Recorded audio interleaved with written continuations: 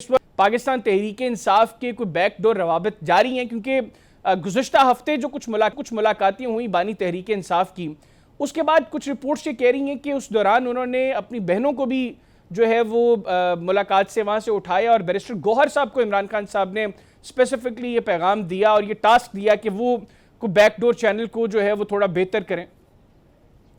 जी, बहुत शुक्रिया जी।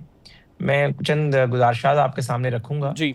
एक तो बात ये है कि मुझ में इतनी करेज मौजूद है, अगर कोई उनके मुज़ाकरात किसी भी लेवल पर चल रहे हों और हमारी हुकूमत उससे बेखबर हो या हमारी हुकूमत उसमें बेअख्तियार हो, हम्म। तो मैं ऑन एयर इसका एतराफ़ भी कर सकता हूँ और मुझे फैक्ट को तस्लीम करने में कोई बहुत जो है बड़ा मसला भी नहीं है। क्योंकि जब आप फैक्ट को नेगेट करते हैं तो अल्टीमेटली फैक्ट्स जो है वो अनर्थ होते हैं।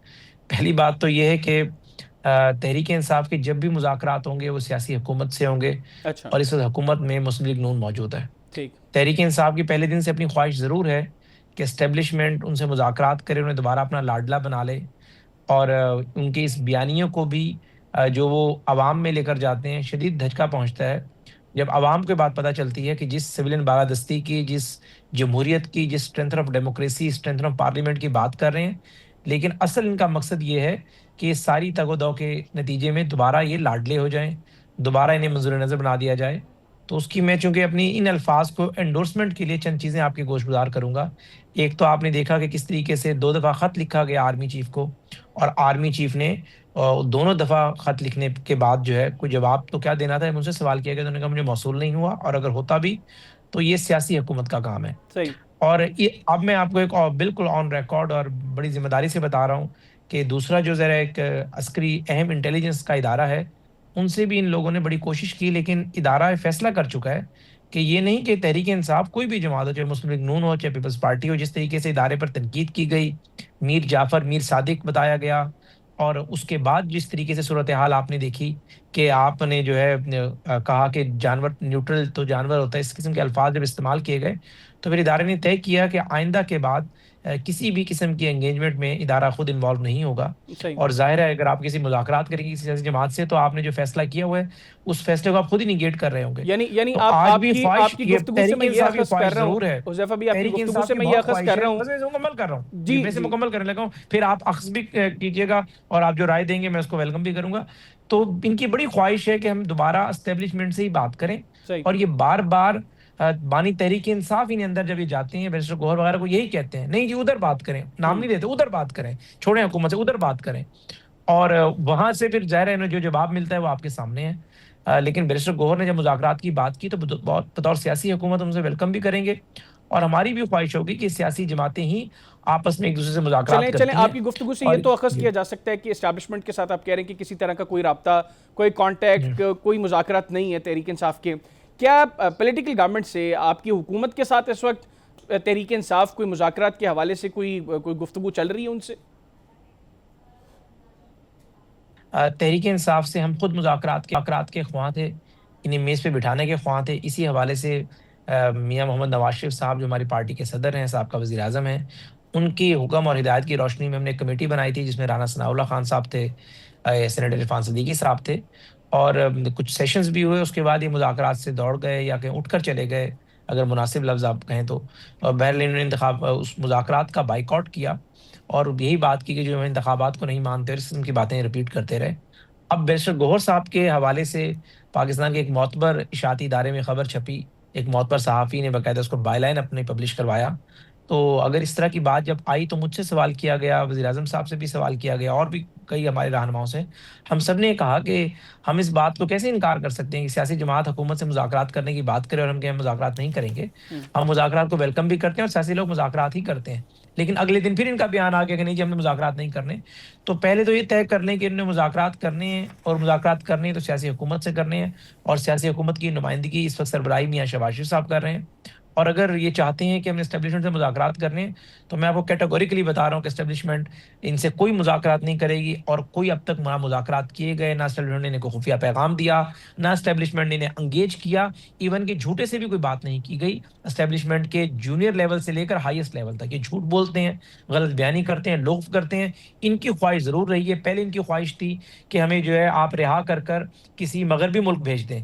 जवाब में हुकूमत की तरफ से बात चली गई कि नहीं, हम आपको मगरबी मुल्क नहीं भेजते, अगर हम बात करेंगे और आपने एनआरओ ही लेना है हमसे, तो आप किसी जो है गल्फ कंट्री की हम बात कर सकते हैं। और इस पे भी हम ज़ाहिर है फिर तमाम स्टेक होल्डर्स को एतमाद मिलेंगे। उन्होंने आगे से कहा जी हमें ऑफर है जी, गल्फ स्टेट भेजने की बात कर रहे हैं, और वुज़रा के नाम भी ले दिए। आधी बात बताई, यानी ये बताया कि कुरान पाक में लिखा हुआ है नमाज ना पढ़ो, ये नहीं बताते कि आगे लिखा हुआ है अगर नशे की हालत में हो। ठीक हो ये गया। नहीं कहा कि हमने बाहर जाने की बात की थी, लंदन, बर्तानिया या जो है यूरोप में किसी मुल्क में, और उसके बाद हुकूमत ने हमें आगे से ये जवाब दिया, तो आगे से कहते हैं एस्टेब्लिशमेंट हमें एंगेज कर रही है। एस्टेब्लिशमेंट कोई एंगेज नहीं कर रही है, एस्टेब्लिशमेंट अपना असल काम कर रही है, मुल्क के दिफा को उनको लगा होगा ना नाकाबिल कि माजी तस्खीर बना करीब में रही भी है। शायद बरतानिया की इजाजत मिल जाती थी, हमें भी मिल जाएगी। बहरहाल उज़ैफा भी मुझे ये बताइएगा कि आप समझते हैं कि इस वक्त जो हालात हैं, टेम्परेचर पॉलिटिकल बेहतर होना चाहिए। मैं आज की ये स्टेटमेंट है सलमान अकरम राजा की, उन्होंने कहा जी कि इमरान खान ने कौमी यकजहती का पैगाम दिया है, मोदी ने शिकस्त खाई है, मोदी फिर शरारत करेगा, पूरी कौम को इस वक्त मुत्तहिद होकर दुश्मन का मुकाबला कर रहे हैं, मईशत के लिए भी हमें मुत्तहिद होकर काम करना होगा। फिर उन्होंने कहा जी 2 तिहाई अक्सरियत वाली जमात के लीडर को अपने अंदर करके इत्तेहाद की फ़िज़ा पैदा नहीं की,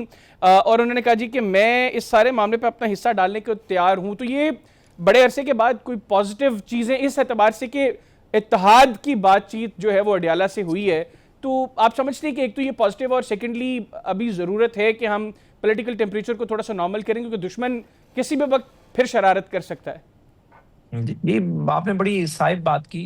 मैं समझता हूँ हम समेत जो भी हुकूमत है उसकी यही तरजीह होनी चाहिए, और हुकूमतों की तरजीहात भी यही होती हैं कि उनका सियासी टेम्परेचर डाउन होगा तो आपकी हुकूमत के लिए गवर्नेंस करना आसान होता है। और ज़ाहिर है आपका सियासी जो इस्तेहकाम है वो मुआशी इस्तेहकाम से बराह रास्त जुड़ा होता है। अगर सियासी अदम इस्तेहकाम होगा तो मुआशी अदम इस्तेहकाम भी होगा, और जब मुआशी अदम इस्तेहकाम होगा तो आपकी गवर्नेंस मुतासिर होगी, आपके रूल करने का तरीका मुतासिर होगा। तो बतौर हुकूमत हम तो यही चाहेंगे कि इस्तेहकाम भी हो, और अगर उनकी तरफ से कोई लचक दिखाई जा रही है और वो 2 कदम आगे बढ़े हैं तो हम 10 कदम आगे बढ़ें, लेकिन बढ़ें तो सही। सियासी लोगों को तस्लीम तो करें, मेज़ पे बैठने को कम से कम आप तैयार तो हों। कम से कम मार दो, मर जाओ। सियासत में नफ़रत को आपने दुश्मनी में कन्वर्ट कर दिया। पहले तो सियासी इख्तिलाफ होते थे, इसने उनको सियासी इख्तिलाफ को नफ़रत बनाया, अब नफ़रत को दुश्मनी में कन्वर्ट कर दिया। तो अगर ये सुबह का आया शाम, सुबह का भूला शाम को अगर लौट आए तो उसे भूला नहीं कहते।